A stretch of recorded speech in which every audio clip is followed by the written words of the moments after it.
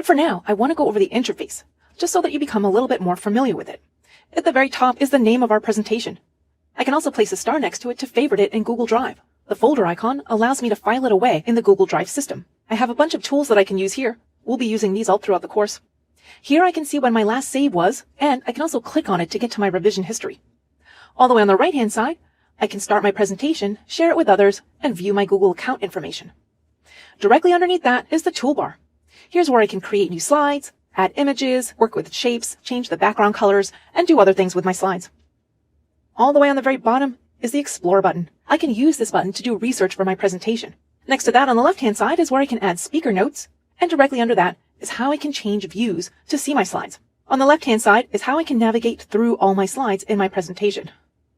I can quickly jump back and forth, and then go right back to the top. Finally, in the middle is where I'm working on my slides. If I need to get a better view, I can click the view bar and zoom in or out so that I can see them a little bit more clearly.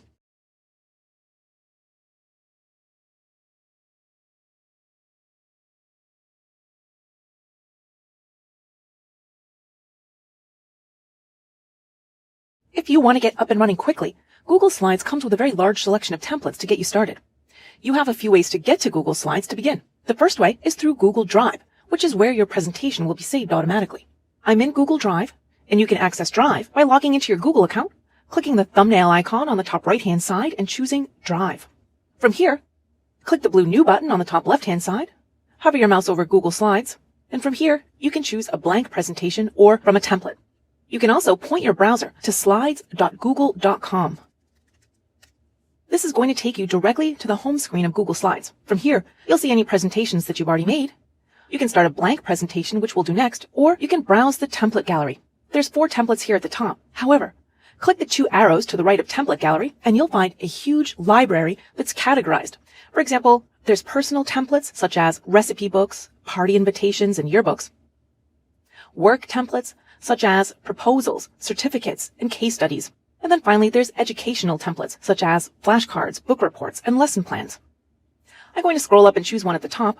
I'll choose the wedding template. All I need to do is click on it, and it's going to open up right in Slides. From here, I can change any value that I want. I can click inside this text box and change the text. I can go through all the slides, click inside any text box, and change things. You can see that this has been saved in Drive. So if I want to find this presentation, I can go back to Drive by pointing my browser to drive.google.com. And right here at the top, under Quick Access, here's my template. To edit it again, all I need to do is double click on it, and it will open back up in Slides so that I can continue editing.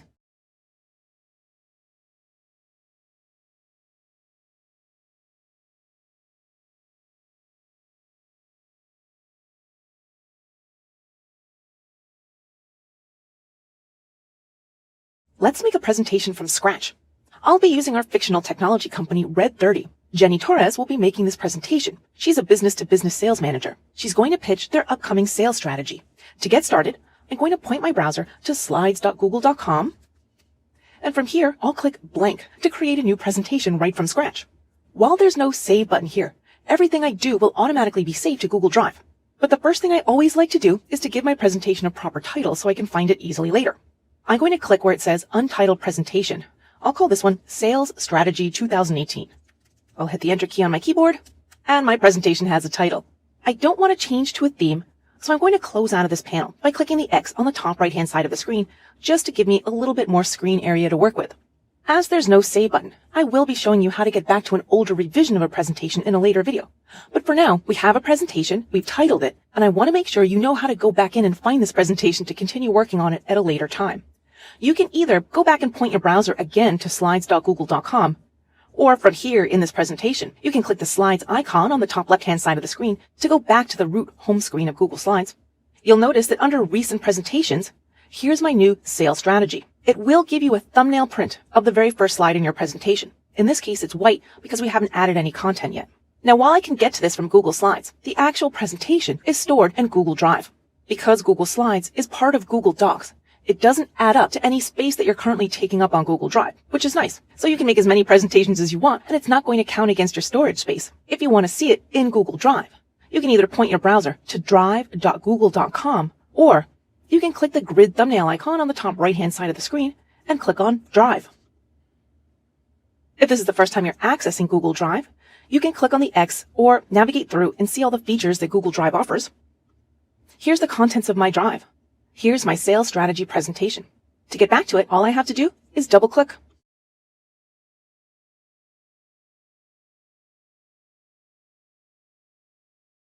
Now it's time to add some slides. I'll be adding some basic text, though we'll go over that much more in depth later. Right now, I'm focusing on how you can manipulate the slides themselves. I will title this first slide by clicking inside this text placeholder and titling it Slide 1. I can click once, the placeholder text disappears, and I can just start typing. It instantly updates the thumbnail on the left. I don't have to hit the Enter key. I can just click anywhere outside of this text box to deselect it. You'll also notice that this text of the placeholder below doesn't show up on the thumbnail over here. Placeholder text is only visible in the final presentation when you add your own text. To add a new slide, I can click the plus sign on the top left-hand side of the screen. I could also hit Ctrl-M on my keyboard. You'll notice the placeholder text boxes are a little different. Google Slides will assume that the first slide is going to be a title for your presentation and the rest of them will be content. I'll click inside and call this one Slide 2. If I click the plus sign again, I'll get a slide with text box placeholders in the same spot. I can create a new slide with a different layout by clicking the down arrow next to the plus sign. All of these content placeholder layouts are available for me to use. I'll make a section header, click inside the text placeholder once, and call it Slide 3. I can also click in between these slides. The black horizontal bar will tell me where the slide will be inserted. If I click the plus sign again, it's going to use the same layout that was in the previous slide above it. Let's call this one Slide 2.5. Now that we have some slides, I may decide that there's a better order for them. I can click and hold my mouse button down, drag it to a new spot, and let go when it's in the right place. I can also take a slide and right mouse click, or secondary click if you're on a Mac, and select Move Slide to Beginning. This is useful if you have a lot of slides and you don't want to drag it that long. If you've worked hard on the design of one slide and you need a similar one but with a slight change, maybe a different color or text, you can duplicate a slide. Right-click on that slide and choose Duplicate Slide. Now you have an identical slide and you can make changes to just that one. You can even drag it around and rearrange it just like you could with any other slide. If you have a lot of slides, sometimes it's easier to get a bird's eye view of your presentation. On the very bottom left-hand side of the screen, click the grid icon. This is going to change into a much bigger thumbnail view. From here, you can also drag and drop to rearrange the slides however you want to on your presentation. I'll go back to showing the slides on the left-hand pane, which is called Film Strip View, by clicking the icon on the bottom left-hand side. You can also make changes to multiple slides at once by hitting the Control key and selecting multiple slides, or the Command key if you're on a Mac. When they're all selected, you can drag and drop them all at once, and you can even right-click and duplicate them all at once. Finally, if you want to discard a slide or multiple slides, you can choose Delete Slides. And now, we're back to where we were when we started, but with a good foundation to build a presentation. I can remove this text and get that placeholder text back by deleting it and deselecting the slide.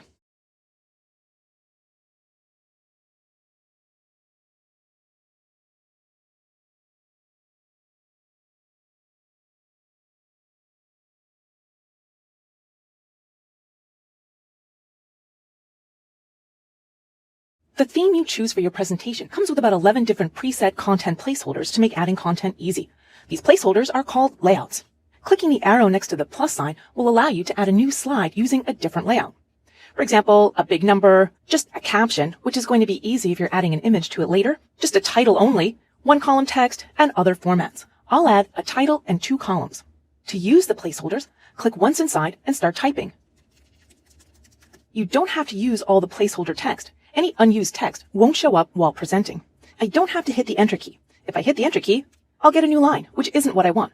I want to go to the next placeholder to start typing. So all I need to do to that one is click inside that one. And finally, I can click right inside the last one without hitting Enter also.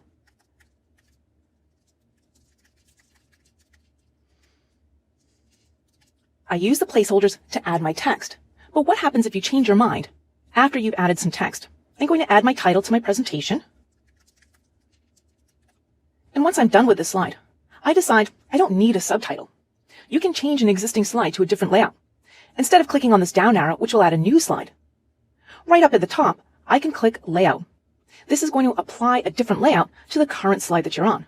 For example, right now I'm on the title slide, which has a title and a subtitle. I only want a title, so I'll click Section Header instead. Now it's much more nice and tidy, and I don't have to be visually cluttered with this placeholder that I know I'm never going to use. Finally, you can always add a blank slide with no preset layouts. This is useful when you want to control the look and feel all on your own. I'll click right down to the end so that I can insert a new blank slide at the very end of my presentation. From here, I'll click the down arrow, and now I'll choose blank. Now I have a blank slide with no placeholders. From here, if I just want to make a presentation that's all blank slides so I can do everything myself, all I have to do is continue to click the plus sign or hit Control M on my keyboard for a new slide. Because remember, when you add a new slide, it's always going to take the layout of the slide that was previously above it. So if you start with one blank slide, every new slide you make from therein will be completely blank. Later, I'll be showing you how to add content, such as your own text boxes to slides, instead of positioning them from layouts. But layouts are a great way to get started when you need to put together a presentation quickly. Red 30 is a high-tech company whose branding often utilizes a sleek black background. Since we didn't choose a theme with a dark background, we can change each slide color manually to fit the needs of that slide. Let's change this title slide. In the top middle of the screen, I'm going to click Background. From here, I'll click the down arrow next to Color, and I can choose some solid colors, or I can click on Gradient and choose a nice gradient color for my slide. I'll choose a black one. I'll click the blue Done button, and I now have a nice black radiant background that fills the entire slide. I can't see this text too well anymore because it was black, but I'll be showing you how to fix that in a later video. Let's do that one more time. On the next slide, I'll click Background again. I'll click the down arrow next to Color, and this time I'll choose a solid green. I'll click Done, and let's take a look at our last slide, the blank one. This is a prime slide for adding an image to, and it's common that you'll want to fill an entire slide with an image. In order to do that, the proper technique is to set the background as an image. It's also a foolproof way to make sure that you don't accidentally slide the photo around with a faulty mouse click, which is very easy to do. Look at the difference between these two techniques. Now I understand we haven't gone over how to add an image yet, so don't worry if I'm going a little fast. I will show you how to do this in a later video. But for now, I'll click Image, and I'll choose one that's already on my Google Drive. I'll choose this blueprint, click Insert, and here's my image. You'll notice that it's not filling up the entire slide. Now I can click and drag and move it around and resize it, and that's what I'm going to have to do. The problem is, that was a lot of work, especially if I'm going to be doing it for multiple slides, and at any time, one false move with the mouse, and my picture is all messed up. I'm going to hit the delete key to get rid of this, and let's see it again, setting that image as a background. So with the slide selected, I'll click Background. This time, I'm going to click Choose under Image. I have some options. I can upload an image right from my computer, which is just going to bring up the standard Browse dialog box that you see in many other apps. I can insert a background by URL if I know where the image is on the internet, any albums I have in Google Photos, and here's Google Drive. I'll choose the same image and click the blue Select button. I'll click Done, and here's my photo. Google Slides has done all the work to have it automatically fill the entire slide. And the best part is, because it's part of the background, I'm trying to click and drag the photo and I just can't do it. I can't accidentally move it. And I can also very easily arrange other things on top of this, like text and shapes. Now that we have some backgrounds, let's go back to this slide. I'm not feeling too great about this green now that I have some other colors in here. So to easily remove it, I'm going to click Background one more time with that slide selected. And this time, I'm going to click Reset. This is going to reset the background to whatever theme I had in my presentation, which in this case was white. I'll click Done, and now my background has gone back to white. Google Slides becomes incredibly powerful when you start making your own text boxes where you want them. You can also work with and resize existing text boxes that were made by layouts. I now know that I have to add one more project update to this slide, but these text boxes have a lot of unused space in them. I can fix this by clicking on any of these square points and dragging with my mouse. I can now make a new text box by clicking on the T with the square around it in the icon bar. I'll click Text Box and click once inside my slide. Now I can type my text. These colors don't quite match. I don't have to click and drag and select all the text. I only need to make sure that I have the text box selected. From here, I can click on any of these font properties and change the text. For example, I can make a bulleted list, a numbered list, I can change the line spacing, even the alignment. I can change any font property, such as the font, size, or color. I'll click Text Color and set it to the same color as the previous text. Now I'm going to adjust the size so that everything has a nice, tidy, tight text box. It's hard to see everything that you can do with a text box over a white slide. So let's go to this last slide. To save time, I already added this as a background image. I'm now going to create a text box over it. I'll click the text box icon again, and this time, instead of clicking once inside the slide to create a box, I'm going to choose my shape ahead of time by clicking and dragging with my mouse. I can also nudge it more into place by using my keys on my keyboard to move the text box up and down. This is good for perfect alignment. From here, I'm going to change the fill color. I'll click the paint can icon and set it to a particular color that I think will look nice with this slide. In addition to changing the fill color, I can click on the pen and change the border color. I'll make it nice and dark so it stands out. Now I can double click inside and start typing. From here, this time I'll click and drag to select all of my text and change all of the font properties. I'll make the font a little bit bigger. I'll make it bold. I'll also change the color. In addition, I'll center it inside the text box itself. By putting text on top of a text box with a certain fill color, it helps the text stand out. This is especially useful when you're putting text over an image.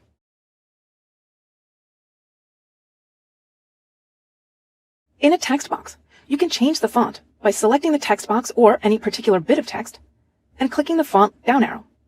Google Slides by default gives you a list of fonts in that template that you can use. If it's not enough for you, and sometimes it's not, you can add more by clicking More Fonts at the very top of the list. This is going to take you to the Google Fonts screen, where you can choose from a large list of free fonts that are free to use from open source code. You can scroll through this list to see them. You can also change how they're sorted. For example, you can see the type of font that you're looking for, and then how you want them sorted. If you click on a font, it gets added to your font list, and you can remove it from your font list by clicking the X on the right-hand side. If you're looking for a particular font, you can type it in and either click the magnifying glass or wait till the search result automatically comes up. I'll select the Avenir font and click the blue OK button because I'd like to add it to my presentation. The font has now been added, and my font will get updated accordingly with what I had selected. Now, whenever I want to use that font again, I can select any text, click from the down list, and Avenir now shows up in that list. So that's how you can add some more fonts to Google if the ones that come with that template isn't exactly what you're looking for.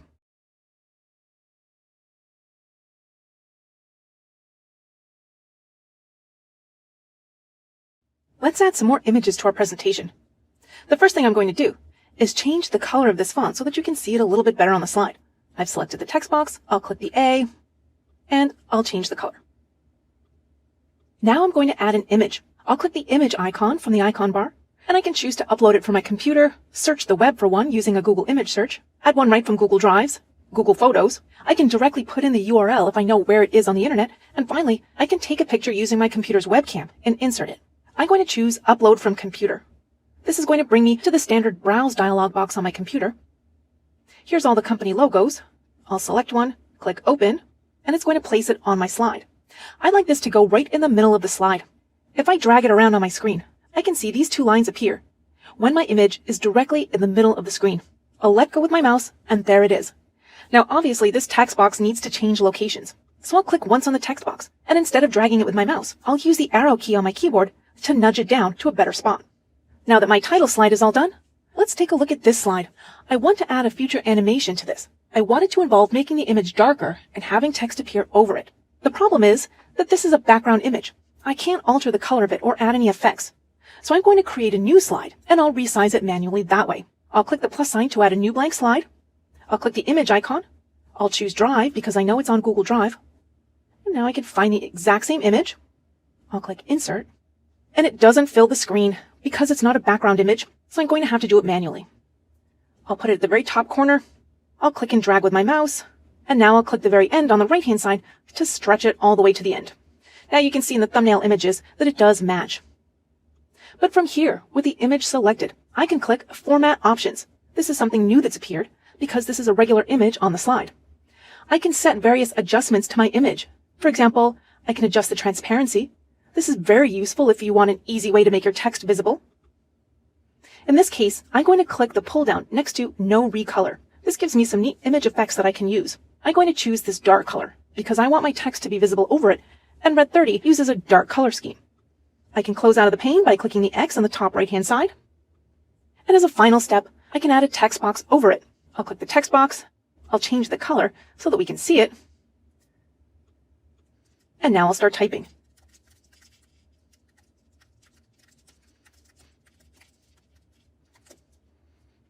Got that made. I can put it in the middle and change the font. I'll center it. And it's very readable because it's over a dark image. In future videos, I'll show you how to do the animations. In the next video, I'm going to show you how to work with shapes on a slide and what you can do with them.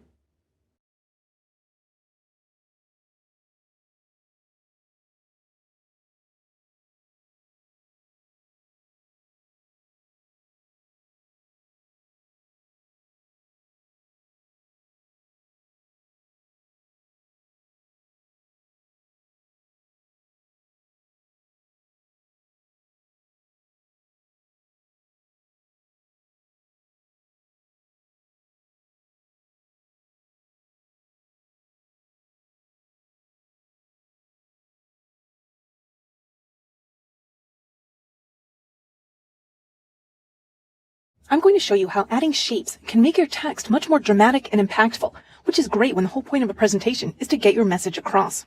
I'm going to create a new blank slide, and I'll start by putting in an image. I'll choose an image from Drive, and we'll use this one. I can align this image so that it fills up half of the slide and then leaves me with a blank area on the right. Let's add a shape to this, and I'm going to put some text in between it. I'll click the shape icon from the icon bar. From here, I can choose equations, callouts, arrows, and of course, shapes. I'll start by choosing an oval. Now, while I can click and drag to make an oval, if you're looking for a perfect circle, all you need to do is click once, and it's going to drop a circle. From here, you can hold the Shift key down with your keyboard and resize it. I'll click and drag and make it a little bit bigger. Now I can move it around and change the color of it. I can do that by clicking the fill color icon, which is the paint can. Actually, I'll leave that one the way it is, but I do want to change the outline. I'll click on the border color, and I'll make it a nice light gray. Now we have a nice circle, but this still isn't that eye-catching. I think it would be better surrounding another darker circle in the middle of it. So I'll click the shape tool again. I'll select oval again, and I'll click inside. I'll hold the Shift key down, resize it, and if I move it around, Google is going to tell me when it's perfectly aligned inside the other circle that I made. Now this one, I'm going to change the color and make it much darker. I'm in a great spot now to add some text to this. If I click inside my circle once, you'll notice that all these text tools appear. That's because I can start typing right inside that shape. I don't have to add a separate text box. In order to see my text, I will change the color. But now I'm ready to start typing. I'll double click inside and write my text.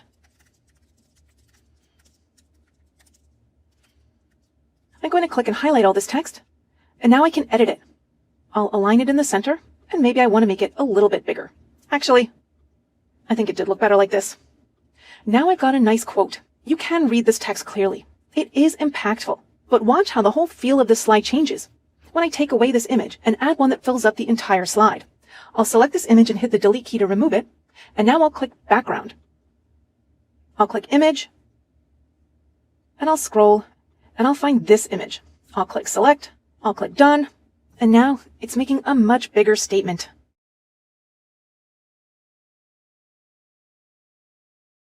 Remember this slide? Watch how quickly I can make a professional looking slide from these 3 updates that currently look like they were just dumped on the screen. Instead of the old vertical bulleted list that used to be so popular, let's make a nice horizontal display and end by putting images over them. The very first thing that I'm going to do is change the size of these text boxes so that these look like 3 small bunches of text. Okay, now I'm going to slightly move them. I'm not going to worry about them being too even right now. And that's just it. I could spend a long time trying to manually arrange these on the slide so that they're even, or I can just have Google Slides do it for me. I'm going to start by clicking and dragging with my mouse to select all 3 text boxes. As soon as I let go, it's going to select all of them. Now we can come up to the Arrange menu. Because all of these things are selected, anything I do here will affect all of them together. I'm first going to align them. I want to align the text to the top of this box. Now they're all lined up. I'll go back to my Arrange menu, and I'm going to choose Center on Page. I want to center it horizontally. I also want to center it vertically. And finally, the last thing I want to do is make sure the space in between them is distributed evenly. I'm going to choose horizontally. There was nothing more to adjust. Now that they're all selected, I can also change some other properties. For example, I can center the text in each text box individually. I want to change the background color of the slide as well. So now is a good time to change the text color. I want to change it to a dark background. So I'm going to make the text color a bit lighter so that I can still read it. I'll change the text color up here also. Now let's change the background color to something dark. I'll click background. I'll click color. I'll change to a gradient. And I'll make it that same gradient that we used for our title slide. I'll click done. And it's already starting to look so much better. The last thing I want to do is add an image over each of these items. It's going to be a little bit squished because of that title. So what I need to do now is find a way to move these text boxes down a little bit, but I don't want to lose all the work I just did to align them. What I can do in this case is click and drag to select them all one more time. And now I can just nudge them with the arrow keys on my keyboard. This is going to make sure that I don't accidentally move them side to side with my mouse. That looks like there's some more room. Now we can add some images. I'll click Image, Upload from Computer. I'll choose an image and click Open. It's really large, but I'm going to hold the Shift key down on my keyboard and drag it from the top right-hand side to make it much smaller. I'll let go, and now I'll bring it over one of my text blocks. Let's do that again. I'll repeat the process and choose a different photo. I'll hold the Shift key down, resize it, and watch what happens. You'll see that there's a blue line now in the size that I've chosen, and that blue line also corresponds to another blue line to the picture that's already there. This is telling me that I can let go with my mouse, and these pictures will be the same size. Now I'll move this one up to a different item. I'll let go once it's properly aligned, and let's fill in the last object. I'll upload one more picture, and I'll do the process one more time. I'll start slowing down when I feel like I'm close, and there's the blue lines. It's letting me know that it's matched up to all of these images. I'll click and drag, and now it's letting me know that it's evenly spaced. And that looks fantastic. Look at what a difference this slide is now compared to how it was when we first started this video. It's easier to read, and it's so much more pleasing to the eye. An important skill when designing slides is grouping objects together so that you can move and resize things without losing hard work. Remember this slide? I'd like to make this circle a bit bigger, but this is two parts. There are two different shapes at play here. I showed you in the last video how you can select multiple items by clicking and dragging over both of them with your mouse. Now, one thing that I can do to get these to resize in sync, while they're both selected, I can hold down the Shift key and click and drag in the top corner. It makes the entire thing larger as a unit. However, these two shapes will never be apart from each other. They were designed to be together. So in order to make sure they don't accidentally move, I can group them. So from here on in, they'll move as one object, and I don't even have to remember to select them both. To do that, click and drag to select them, and from the Arrange tab, select Group. It's now going to treat this as one item. I don't have to do the click and drag technique anymore. I can just select it once. If I ever want to work with the moving pieces again, I can click Arrange, and then Ungroup. But now, I can click on it once, and move it and drag it and resize it anywhere on my slide. Let's talk a little bit about object layering. I'm going to create a blank slide, and I'll insert two images. I'll pick one image, insert it, and now I'll arrange it on the slide. I think it would look nice all the way at the end here. And now I'll insert another one. I'll also insert it from Google Drive. I'll pick this one and choose Insert. I'm going to also take this picture, and I'll resize it so that it automatically comes all the way to the bottom. Now, in doing so, when I click on each of these pictures, you can see the boundaries for each of those pictures. When I enlarged this one, it cut off this picture. I might not want them to be in this particular order. I might want this image to be on top. I can do that by changing the object layering. Once again, I'm going to select the image and come over to the Arrange tab. The first menu item is Order, and I have two options. I can bring this image to the front, or I can bring forward. Right now, this image is behind this other one. If I select this image and go to the Arrange Order area, I have two options. I can send it backward, or I can send it back. Bringing an object up front moves it to the very top layer. If I chose Bring Forward, it would only bring it up one layer. I could have many pictures here, each overlapping themselves, and I can get it to just the way I want it, with each corner of the picture being on top. Send Backwards moves the object down one layer, and Send to Back will bring it all the way to the bottom. Because there's only two pictures here, it doesn't matter which one I pick, backward or Send to Back. It's only going down one layer. When I send it to back, you'll notice that now the images have swapped. This one is underneath this image. Anytime you run into layering issues, that is, something's not visible and you need it visible, highlight it, come to the Arrange Order area, and make sure that you have the layering all set up just the way you want it. you can crop an image to a shape. Let's take a look at this slide. Right now, it has two competing images on it. I'd like the focus to be on this image, but I still want this in the background in some way. I'm going to crop this to a neat design. With the image selected, I'll click the down arrow to the right of the crop tool. If I hover my mouse over it, it's going to say mask image. If I click that arrow, these are all the shapes and callouts and arrows that I can crop this image to. I'm going to crop this to an arrow. I'll choose a nice shape that's good for a tech company like Red 30. I'll select it, and my image gets cropped to that shape.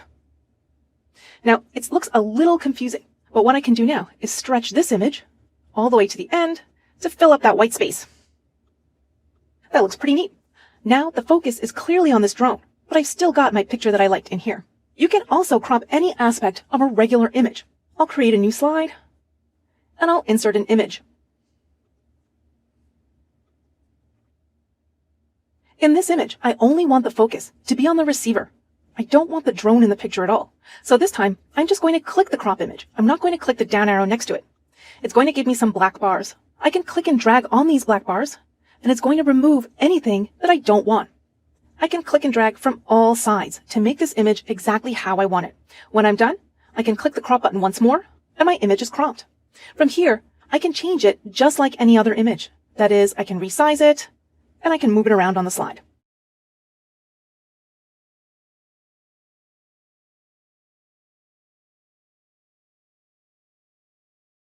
I'd like to insert a video for my presentation. You can add video from either YouTube or a file that you have stored on Google Drive. I'll start by creating a new slide, and then I'll select Insert Video. If I don't have a specific video that I'm looking for, I can use the YouTube search here to find a good one.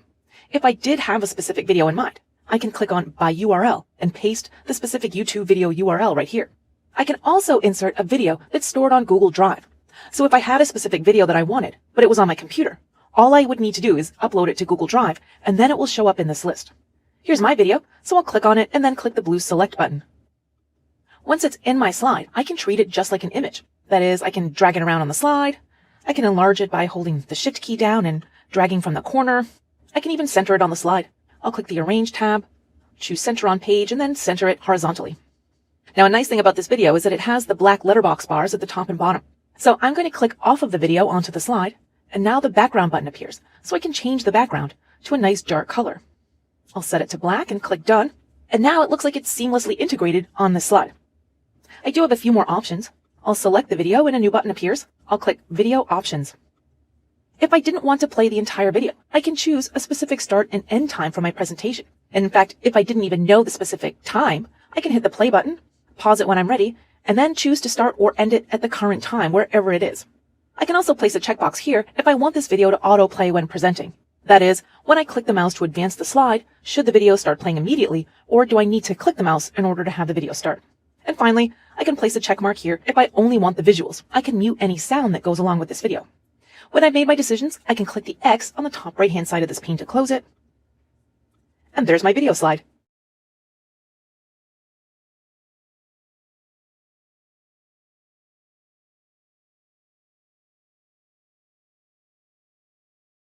A common design element of a presentation is a diagram illustrating how something works, or a specific hierarchy, or a timeline.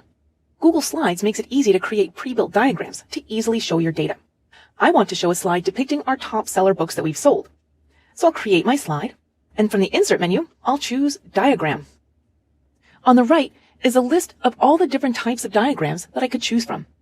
There's a grid, hierarchy, timeline, process, relationship, and cycle. The neat thing about these is that once you've selected one, such as the timeline, I'll get a sublist of different types of timelines that I can choose from. I can find the one that best suits my needs or my presentation. I can choose how many dates I want on it, whether it's 4, 5, or 6. And I can choose from a pre-made color. I'll click on this first one, and it instantly gets added into my slide. From here, these are text boxes, so I can just start typing. I'll click inside, change the dates to match, and type my text instead of the lorem ipsum text. I could use this text down here. I don't have to. It's up to me. That's the nice thing about these diagrams. Once they're in place, I can further customize them any way I want. I can take out this text, I can add to it. It's a text box, so I could just delete it if I don't want it. I can also click on any of these design elements, come to the fill color, and change it. I can also add more to the slide if I want. For example, if I wanted to put a title on it, I can click on text box and put in my own. I can click on this text to see what the font is, and I can make my text box match.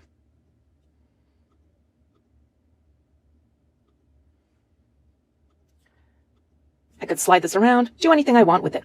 The point is that once these diagrams are on your slide, they're yours to do whatever you want. Google Slides makes it incredibly easy to create great-looking presentations with lots of data very quickly. When you're all done choosing a diagram, you can click the X on the top right-hand side and get back to your presentation. Charts are a large part of any presentation, and with Google Slides, you can create or insert an existing chart that's already on Google Sheets, which is Google's spreadsheet application. I'll create my new slide, and on the Insert tab, I'll select Chart.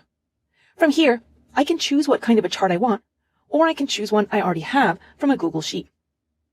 In this case, I'll choose Column, and here's my chart. Now, I can resize it, and I can click on it like an image, but I can't edit any of this data. I need to click on this down arrow on the top right-hand side. From here, I can select Open Source.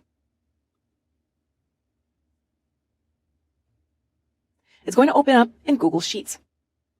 If I need more room to work with, I can take this chart, select it, and drag it out of the way. I am going to completely change this chart to get it all set up just the way I want it. For example, I'm only going to have one line of data. So I'll take this column right out. I'm going to put in all my data instead of this one.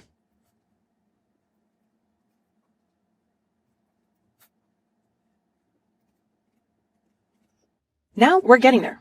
My data is all in here, but the chart still doesn't look right. I'm going to click once on my chart, click on the three dots on the top right-hand side, and choose Edit Chart. It's going to bring up a pane where I can customize every aspect of it. I'll click Customize on the right-hand side. I can change my title. For example, I'll call this one Generational Trends. I'd also like the chart to be black, so in chart style for the background color, I'll choose black. Now, this is going to make all of my font unable to be read, so I'll have to come in here and change the color of it. I can go through and change every aspect that I want. I'll add the values. I need to change the text color again. Actually, that one looked better black.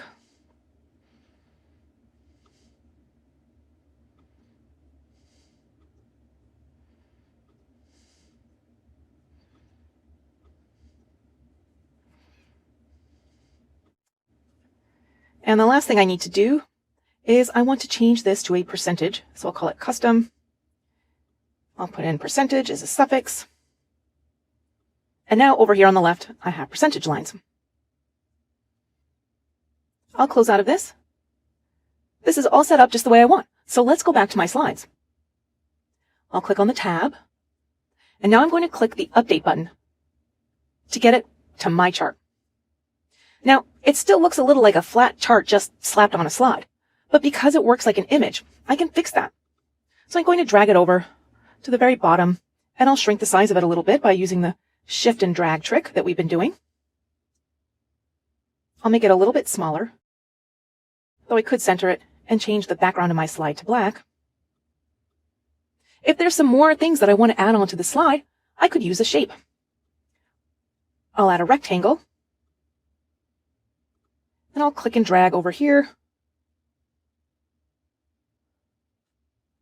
Nudge it over a little bit.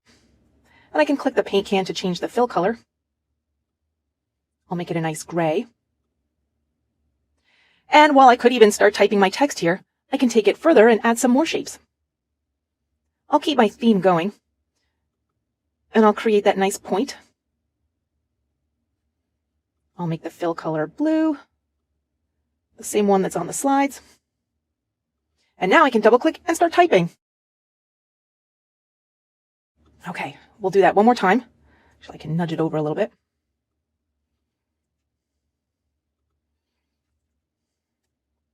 I'll copy it, paste it, and put it down at the bottom. And I'll change the text and add a different statistic. Okay, so now we have a chart, we had data, we have a very nice looking slide, and it only took just a few minutes.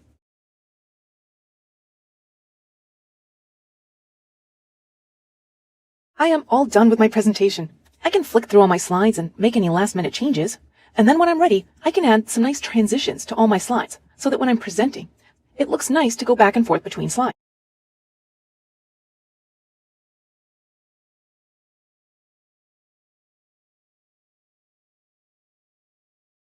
I'll select my first slide and click Transition. It's going to open up a pane on the right-hand side. From here, I can click the pull-down menu next to No Transition and sample all the transitions that Google Slides offers. I can select one and click Play to preview it. I'll click Stop and choose another one. I like that one, so I'll click Stop.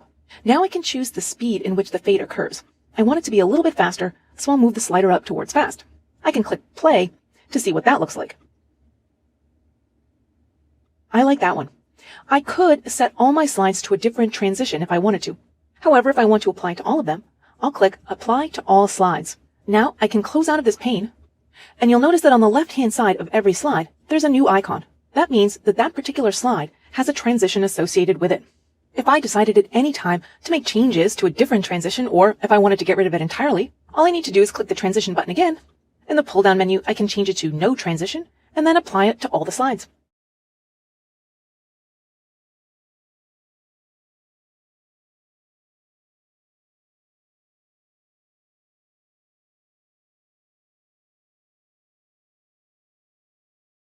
Animations are a great way to assist with your main speaking point.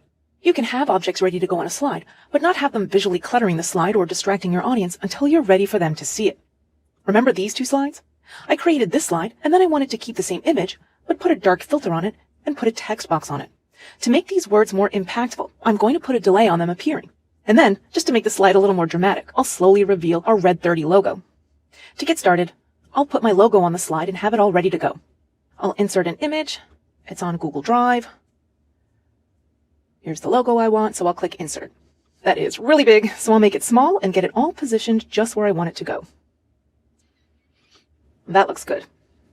I'm going to select the very first thing that I want to animate, which is my text box. I'll click Insert, Animation, and it defaults to the Fade In on click. I have all these options that I can choose from. I can also choose the speed.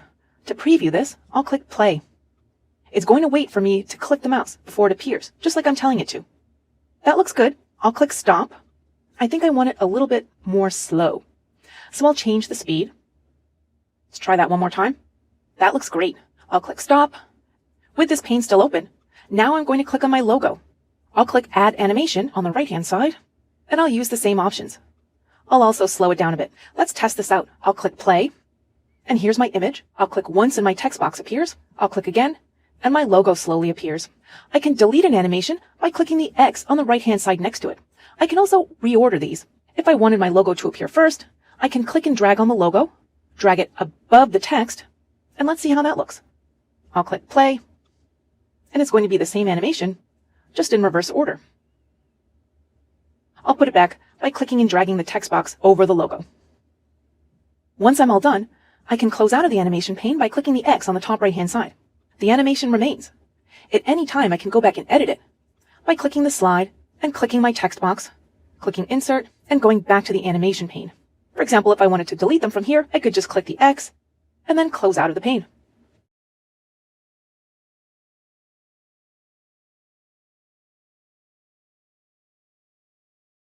Presenting is hard enough as it is without having to remember what we wanted to talk about. If there's something that you really don't want to forget to mention, you can use speaker notes. You can write notes for each slide or just certain slides. It's up to you. The audience won't see these notes if you're presenting on a different monitor. Underneath each slide is the speaker note area. You can just click in there and start typing. So now that speaker note is in there, I don't have to hit enter on the keyboard or do anything. I can just move around, go through my presentation, and add notes where I think I might forget something. I can still skip around. I'll do one more. I don't want to forget what this product number is that I'm going to be talking about. Okay, so we've got some good notes in there. They don't disappear, so as I'm wandering around through my slides, as soon as I click on one with notes, those notes will appear at the bottom.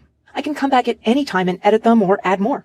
Soon, I'll show you how to present and how you'll be seeing these notes.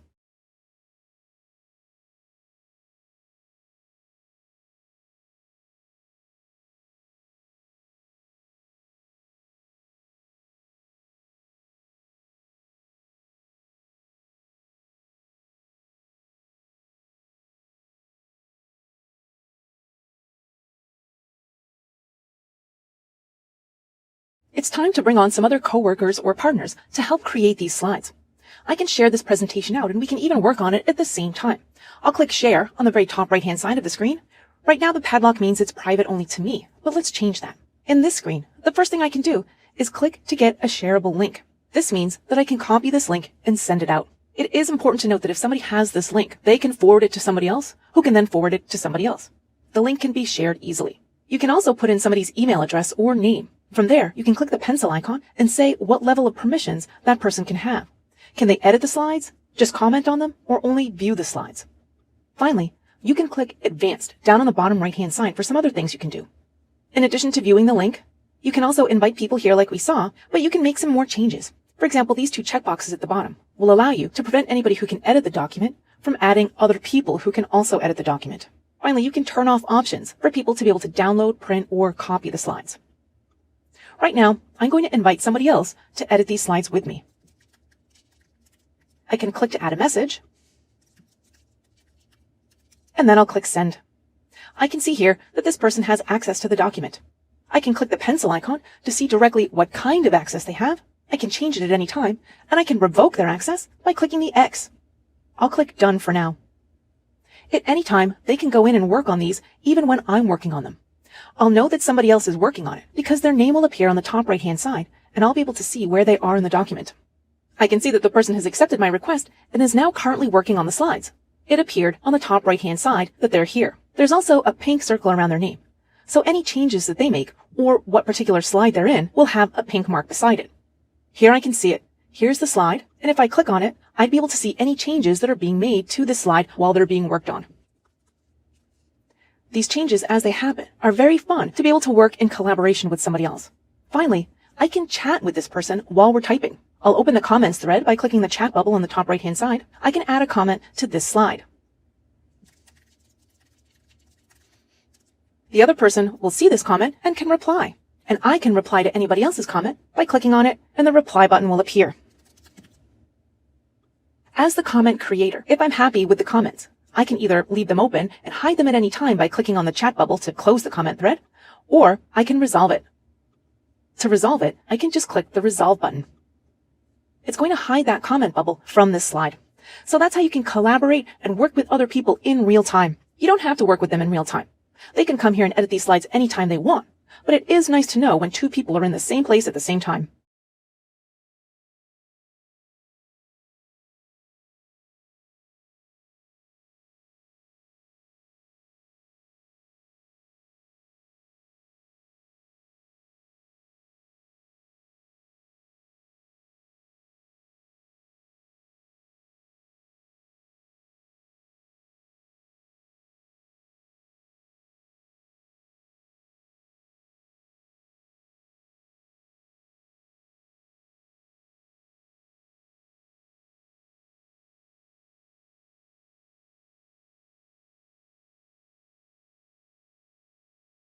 As some final housekeeping of things you can do, you can email or download your slides, and from there you can download just a single slide or the entire presentation.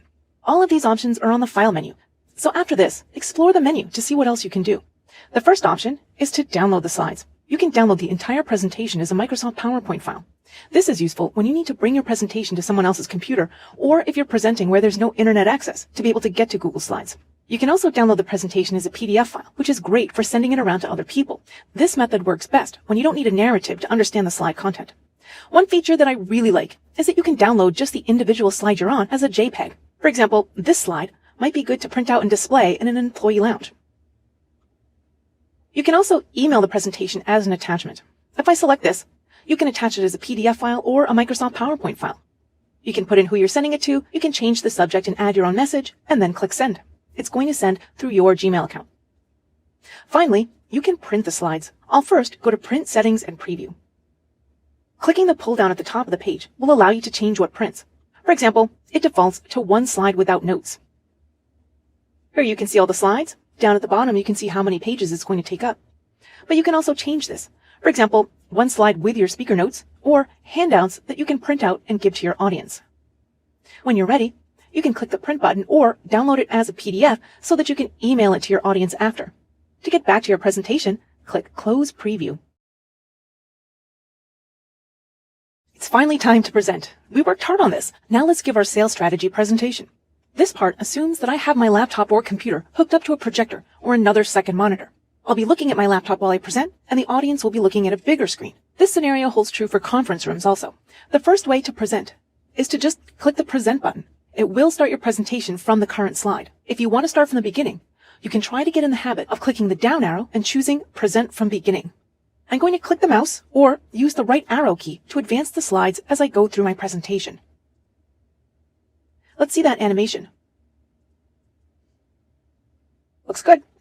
If I bring my mouse down to the bottom left of the screen, when I hover over it, I can see some speaker tools I can use while presenting. I can jump to any slide quickly using the drop-down. I can also turn a pointer on to show my audience where I am on the slide. I can exit out of my presentation by clicking the Exit button, and I can also hit the Escape key at any time to get out of presenting. The reason I didn't show you any of the other options is because it would have brought you to a different screen, and you can also get to that different screen by clicking Presenter View. If you click the down arrow next to Present, you can click on Presenter View. This is a completely new view that's been redesigned by Google Slides. It includes some neat features, including the ability to take Q&A from your audience. I'll click Start New at the bottom to get started. It starts on the bottom left-hand side by showing you the elapsed time of your presentation, which is a good thing to keep track of if you have a time limit.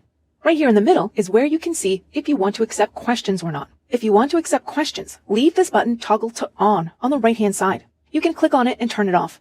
If it's turned on, your audience will see this link at the top of the screen. I'll show you what that looks like in a bit. If I have speaker notes on any of my slides, I'm going to change to the Speaker Notes tab. That's going to leave them up. On the left-hand side, the bigger slide is the one that the audience is currently on. I can also see below that what's coming up next, and I can click on it to advance the slide. Now the audience is looking at this slide, and here I can see my speaker notes so that I can be sure to mention this part. I can go through my slides, and when I'm done, I can either hit the Escape key on my keyboard again, or I can just close out of these tabs. Let's take a look at that Q&A screen. I'm going to show you what the audience sees. This was the link that was given to us by Google. Here's my presentation, and I can come in here and ask a question. I can place a check mark here if I want to ask the question anonymously.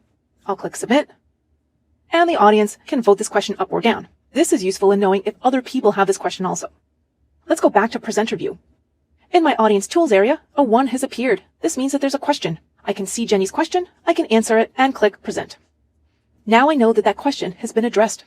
So that's how you can present. When I'm all done, I'll close out of these browser windows, and I'm back to my presentation.